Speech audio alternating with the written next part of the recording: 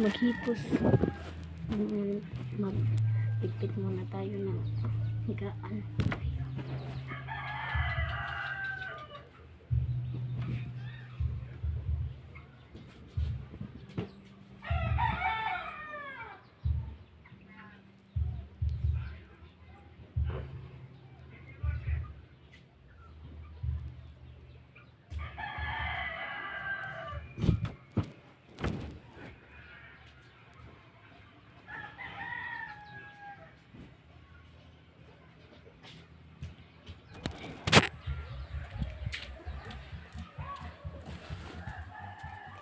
Kung magsabi kayo sa akin na kung Bisaya ba ako or Tagalog,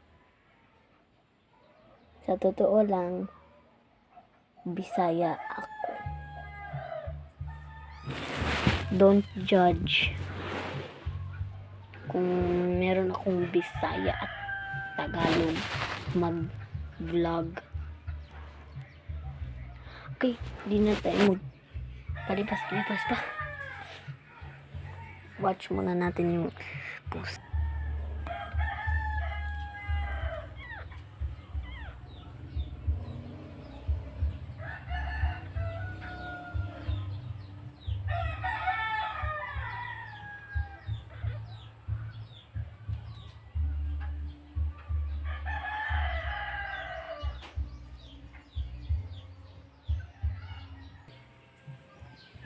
So nakita ko yung pusa na natulog rin niyang higaan at matutulog muna tayo.